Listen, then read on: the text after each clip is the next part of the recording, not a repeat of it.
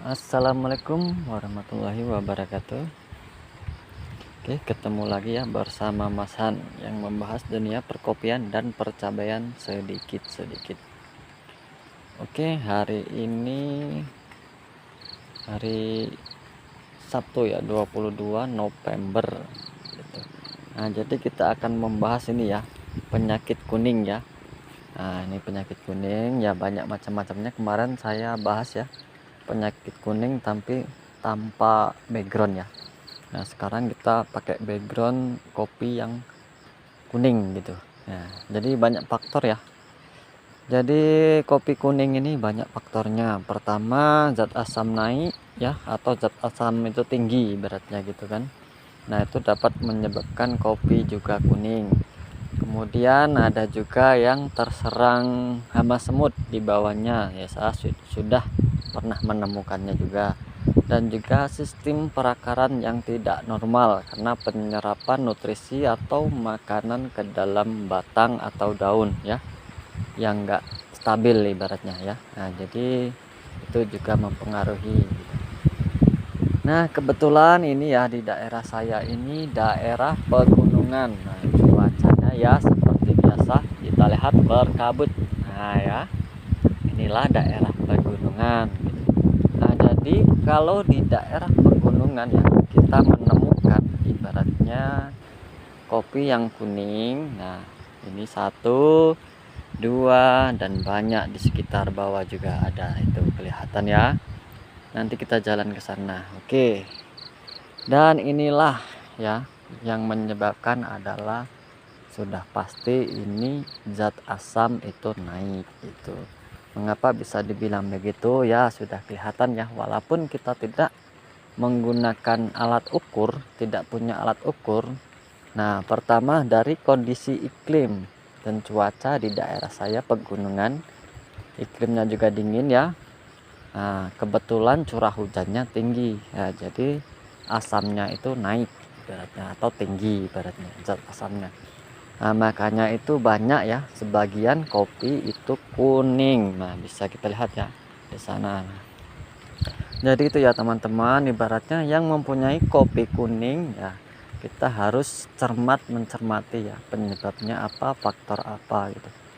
Jika teman-teman punya ya ibaratnya pohon kopi yang kuning, nah, cuman curah hujannya itu rendah, cuacanya panas, nah kemungkinan dia bukan terkena apa ya, bukan faktor zat asam ya, atau harus kita menggunakan apa, dolomit. Nah, itu kalau curah hujannya nggak ada misalnya kan daerah panas, nah berarti dia bukan zat asam yang mempengaruhi. Nah, mungkin faktor perakaran yang nggak normal gitu kan, hingga penyerapan makanan itu nggak sampai ke batangnya, apalagi ibaratnya kuningnya itu cuman 1-2. Nah, gitu. Ibaratnya kalau 1-2 itu berarti bukan karena zat asam tanah gitu. Nah, kecuali kayak di tempat saya ini ya, karena cuacanya dingin. Nah, kebetulan ya sekarang musim penghujan ya, ini hampir tiap hari ya saya posting, pasti kelihatan lah cuacanya mendung ya, hujannya berkabut begitu. Nah, ini banyak ini ya. Nah, ini banyak, kebetulan banyak ini ya, kita jalan. Oke, nah ini juga kuning. Nah, ini kuning, di bawah juga kuning, itu banyak. Nah, ini fix ya. Nah, ini bisa dibilang ini faktor zat asamnya ini tinggi. Makanya kalau yang seperti ini, nah ini baru cocoknya kita masukkan dolomit.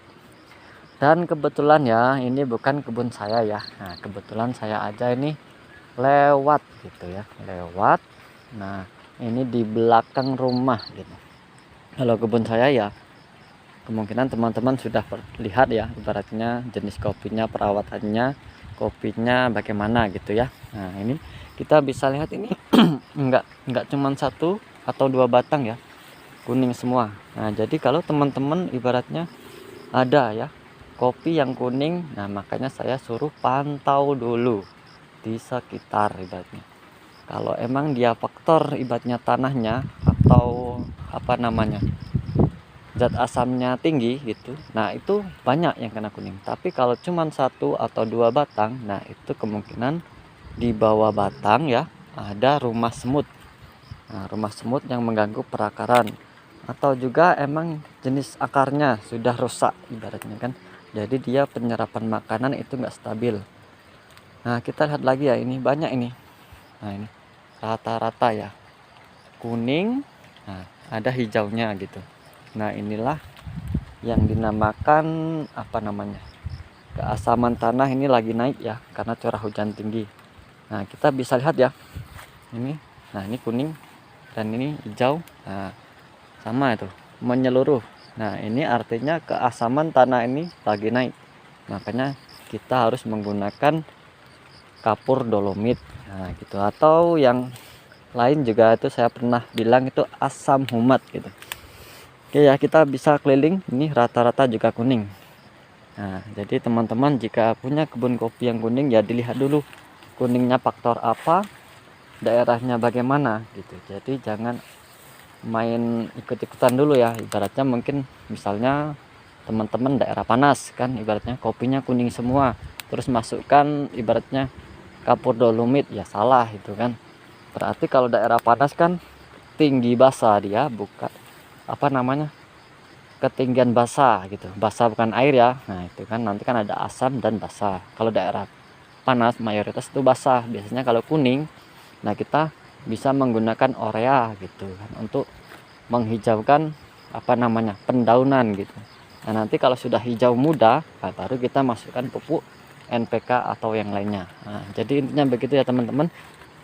Jadi ibaratnya daerah panas, daerah dingin itu berbeda ya. Ibaratnya apa yang harus kita berikan, ibaratnya kapur dolomit atau bukan gitu kan. Nah, itu berbeda.